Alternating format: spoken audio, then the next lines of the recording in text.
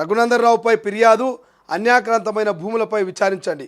Email ద్వారా advocate Ravikrishna ఫిర్యాదంట. ఇది 2వ పేజీలో రాసిరా.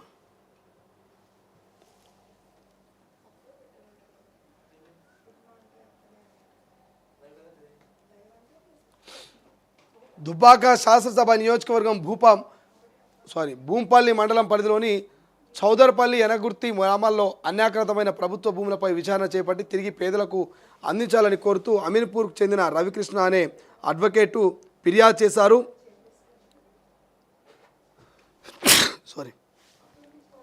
సిద్దిపేట జిల్లా కలెక్టర్తో పాటు ఏసీబీ డైరెక్టర్, లోకాయుక్త, రాష్ట్ర ప్రభుత్వ ప్రధాన కార్యదర్శి, ఎన్ఫోర్స్మెంట్ డైరెక్టరేట్, ఈడీ, కేంద్ర హోంమంత్రి అమిత్ షాలకు ఈమెయిల్ రిజిస్టర్ పోస్టుల ద్వారా ఫిర్యాదు చేశారు.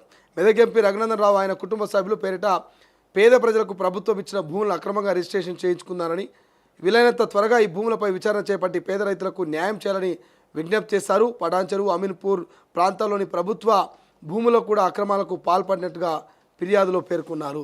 So BJP MP Raghunandan Rao అందరికి తెలిసినటువంటి వ్యక్తి. గతంలో దుబ్బాక ఎమ్మెల్యేగా పనిచేశారు, ఉప ఎన్నికల్లో గెలిస్తే తర్వాత ఇప్పుడు మెదక్ ఎంపీగా మొన్న గెలిచినటువంటి పరిస్థితి. సో మరి రఘునందన్ రావు కొన్ని భూములను, ప్రభుత్వ భూములను, కొంత భూదాన్ భూములను, మరి ఏవైతే అసైన్డ్ భూములు ఉంటాయో కొన్ని భూములన్నింటినీ కూడా మరి పట్టా చేసుకున్నట వాళ్ళ కుటుంబ సభ్యుల మీద. ఇక భూములన్నిటి కూడా అన్యాక్రాంతమైనటువంటి ఆ భూములన్నిటి కూడా మరి వాళ్ళ భార్య పేరు మీద, వాళ్ళ కూతురు పేరు మీద పట్టా చేసుకునే కొన్ని కథనాలు వచ్చినాయి గతంలో. మరి ఆ పట్టా చేసుకున్నటువంటి భూముల మీద ఒక ఆయన అడ్వకేట్ రవికృష్ణ అనేట ఆయన ఈమెయిల్ ద్వారా ఫిర్యాదు చేసినట్ట.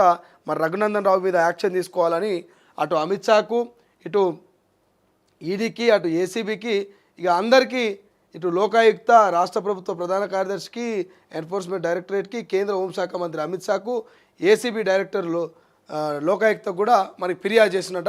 చూడాలి, కొన్ని రోజుల నుంచి రఘునందన్ రావు మీద కొన్ని వార్తా కథనాలు వస్తూ ఉన్నాయి. ఆయన కొంత ప్రభుత్వ భూమిని, అసైన్డ్ ల్యాండ్ని పట్టా భూమిగా మార్చుకొని తన ఫ్యామిలీ మెంబర్స్ మీద రిజిస్ట్రేషన్ చేయించుకున్నారని, ఆ పేద ప్రజలకు ఆ భూములను వాళ్ళకే ఇవ్వాలి, ఎందుకంటే అసైన్డ్ భూములని ఎవరు పట్టా చేసుకునే అవకాశం ఉండదు. ఒకవేళ చేసుకున్నా అది క్యాన్సిల్ అయ్యే అవకాశం ఉంటుంది, వాళ్ళకి కేసులు అవుతాయి. అది ప్రభుత్వం స్వాధీనం చేసుకునే హక్కు ఉంటుంది.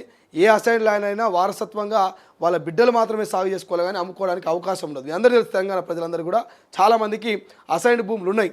సో అటువంటి అసైన్డ్ భూముల్ని, ప్రభుత్వ భూముల్ని ఆసరాగా చేసుకున్నటువంటి ఎంపీ రఘునందన్ రావు మరి 100 ఎకరాలు మొత్తం కూడా ఆయన పేరు మీద చేసుకున్న, ఆయన ఫ్యామిలీ పేరు మీద చేసుకున్నటువంటి ఒక ఆరోపణ అయితే వస్తూ ఉంది. దాని మీదనే మరి అడ్వకేట్ రవికృష్ణ అంటే ఆయన ఈమెయిల్ ద్వారా ఫిర్యాదు చేసినట్ట. మరి ఫిర్యాదు మీద అమిత్ షా ఎట్లా స్పందిస్తాడు, ఈడీ ఎట్లా ఎంట్రీ ఇస్తుంది, ఏసీబీ, లోకాయుక్త ఎటువంటి యాక్షన్ తీసుకుంటుందో, మరి రాష్ట్ర ప్రభుత్వం ప్రధానంగా మరి రఘునందన్ రావు మీద ఎటువంటి ఎంక్వైరీ చేస్తుందో చూడాల్సినటువంటి అవసరం ఉంది. బట్ ఏదేమైనా నిత్యం మీడియాలో ప్రజల్ని చైతన్యపరుస్తూ అనేకమైనటువంటి డిబేట్లలో, ప్రెస్ మీట్లలో తన వాక్చాతుర్యంతో మరి అందరినీ ఆకట్టుకునే రఘునందన్ రావు ఈ రకంగా ప్రభుత్వ భూములు కొల్లగొట్టి పేద ప్రజల పొట్టలు కొట్టి మరి తన కుటుంబ సభ్యుల మీద పట్టా చేసుకున్న అనేది మాత్రం కొంతమంది నమ్మలేకపోతున్నారు, కొంతమంది జీర్ణించుకోలేకపోతున్నారు. బట్ ఏదేమైనప్పటికీ మాత్రం మనిషి అన్నప్పుడు తప్పుదాలు జరుగుతూ ఉంటాయి, తప్పు చేస్తూ ఉంటాడు.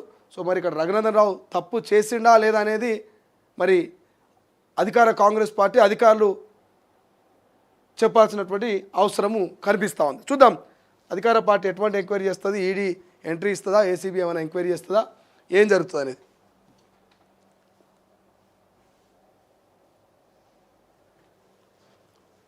సో ఇక్కడ